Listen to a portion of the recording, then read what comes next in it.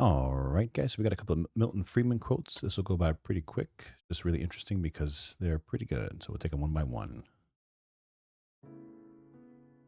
And let's see what they got here.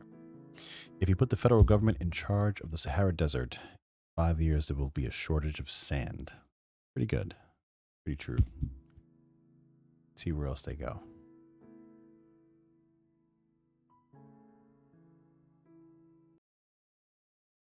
So, a society that puts equality before freedom will get neither. A society that puts freedom before equality will get a high degree of both. When you stop and think about that, especially with, all the DIE and all these affirmative action stuff like that, that's what he's talking about here, right? He's talking about you're trying to uh, arbitrarily move people in a position that that they shouldn't be, because they don't have the merit there. They don't have they haven't earned it, right? They're not wise enough, smart enough, tall enough, right? If I could be in the NBA and you wanted equality, then you would have a pretty shitty NBA.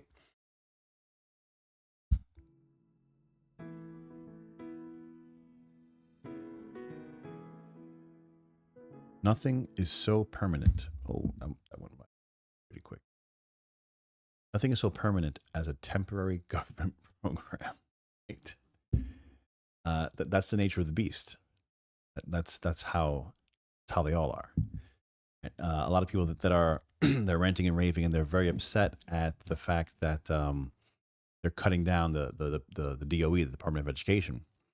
Now, Trump can't unilaterally end the DOE, which I wish he could. The DOE has only been around since 1979. That's not something that, now, this wasn't a temporary program, but just like with a temporary program, right? It's a program that, whatever the program is, you put people in a position where they have to manage it, they have to run it. There's going to be a hierarchy. There's going to be somebody running the program. Then there's going to be underlings. There's going to be workers. There's going to be employees. There are going to be people that are benefiting from it, whether it's secondary contractors, whether you have to buy supplies.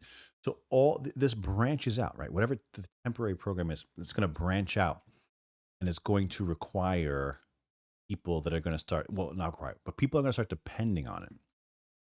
And then what's going to happen? Those people they're probably going to lobby, right? They may gain favor in a certain political, whether it be party or even just one person. You just see one person in the government that's at a relatively high level, and they can perpetually keep your gravy train going. Some effect. One of the greatest mistakes is to judge policies and programs by their intentions rather than their results. Again, going back to affirmative action, going back to minimum wage. The minimum wage is a great example, right? Everyone that a lot of these policies that they're rooted in people wanting to do good, right? People wanting to do good for other people. That's the core. But the reality is usually the exact opposite, right? So the perfect example for minimum wage, I don't know if Friedman does this example. I don't think he does.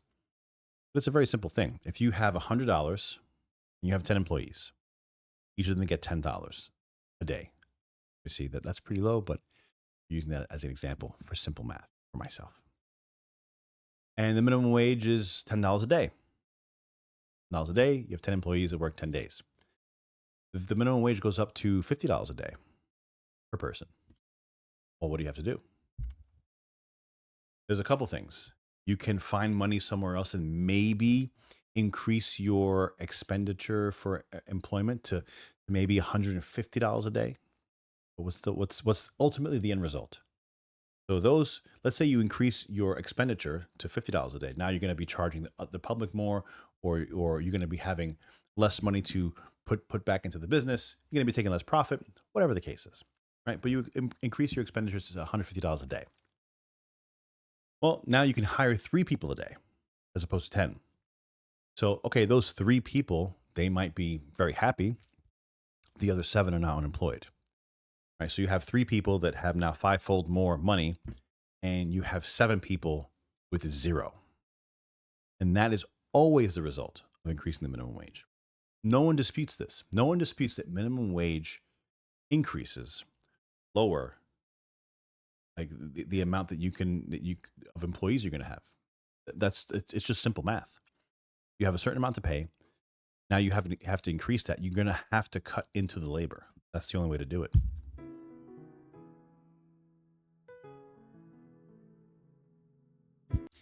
Inflation is one form of taxation that can be imposed without legislation.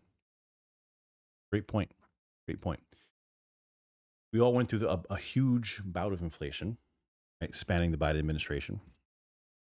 And how is that done, and what is the result of that?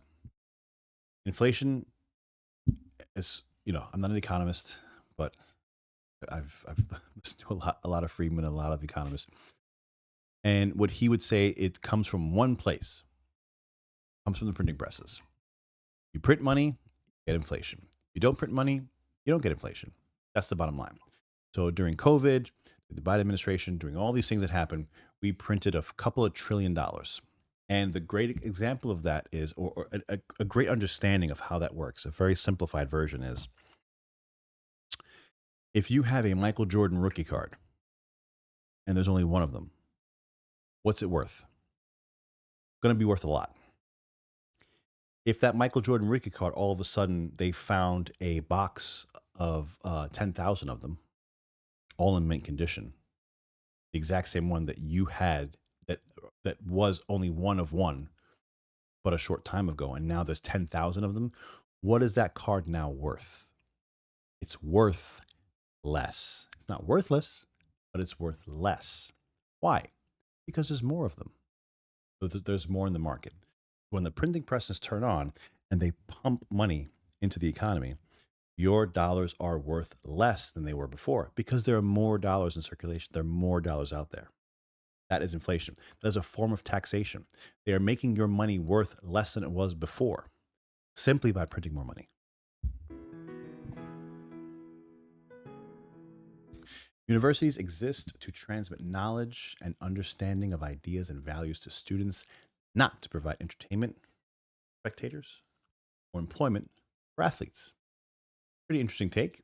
Not something that I would really think about that much, but that is pretty interesting.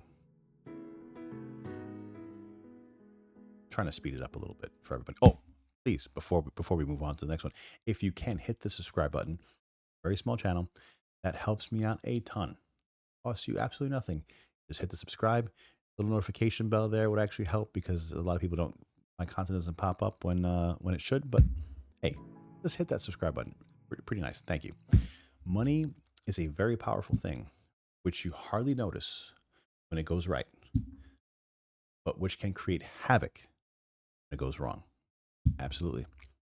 The majority of the people now, I would say a vast majority of people that live paycheck to paycheck and are, I mean, think about it. We're one of the richest societies in the world, and we have a humongous chunk of our population that essentially lives hand to mouth, right? We may have all the bells and whistles, and we have AC, and we have internet, and we have cars, and we have televisions, and we can take vacations, all stuff like that. But essentially, the middle class of our society is living hand to mouth, and when the money goes wrong, it creates a lot of havoc. It's very apparent in middle class society. I am favor of cutting taxes.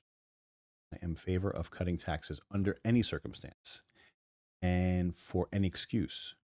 Reason, whenever it's possible. I guess they was trying to say I am in favor, but yeah. I mean, if you know the history of the income tax, it started as a temporary thing 100 or so years ago. And, it was temporary. And then they said, you know what, let's keep that little bit going. And, it's, as I say in many videos, I mean, once that starts, once you start that ball rolling down the hill, it's probably very intoxicating for the people that can kind of just keep it going. And I mean, it's an unlimited amount of wealth and power. to be able to do things and to accomplish things with money that, is accountable to nobody, essentially. And the problem is, when you have all these programs and all these things and everything that's going on, and um, you know, one particular program, let's say that one particular program is costs $300 million to run that program. Well, when you spread it out amongst the population, that's $1 a person. So us as individuals, we're not going to march onto Washington to stop that program that's costing me $1. And that's how the system works, right? It just leeches from you um, on a small, just picking basis. In the end, we're all paying 40%, or at least middle class people paying 40% of their income towards taxes. I mean, the amount of money that they take out of my federal taxes would pay my mortgage. So, I mean, that's a lot of money. If you just look at it, if you don't look at it, as far as a monetary amount, because some people obviously make more money, their percentage is different. Some people make less money, their percentage is different. But my federal deductions would pay my mortgage every month. It's a very painful thing. It's a very, it's a visceral thing when you see that amount of money coming out of your check, and you want to know where it's going, and you know that it's not benefiting you at all, at all.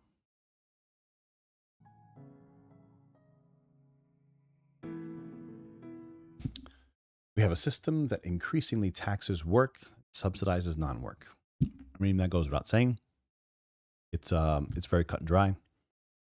If the whole COVID thing, with people not working and just getting paid for years on end, and the people that were working, I mean, they were looked upon as fools almost. And listen, if you're one of those people that had to do it, and not even had to do it, in some senses, you would be stupid not to do it. There were many instances where people were getting paid more to stay home than they were working. I would say you should do it. You have to do what benefits you and your family. And if leaving your job to stay at home with them and getting paid more than if you stayed there, it's a no-brainer. It's a no-brainer. Most of the energy of political work devoted to correcting the efforts of mismanagement of government. Okay? Whatever. That's cool. All right. So Milton Friedman, he's a beast. He's one of the best. I think I've consumed just about every single piece of content that he's put out on YouTube, or that has been put out. That he's been a part of on YouTube. Massive amount of the Free to Choose series. I love it. I mean, it's a 10-part series. It's an hour long each episode, and I believe he does a half an hour of a small documentary, and then a half an hour of discussion with people on either side of the issue. Obviously, he has a certain political stance, but he brings on extremely articulate and bright minds to go against his viewpoint. And they're very, very, it's an excellent series. Anything you can get your hands on by Milton, all of his books, everything's fantastic. Guys, thanks a lot for joining me. 6283 Talk on the X if you want to follow me there. Hit the subscribe button. I really, really appreciate it. Thanks a lot. See you next time. I'm John Soto. I'll see you next time. Later.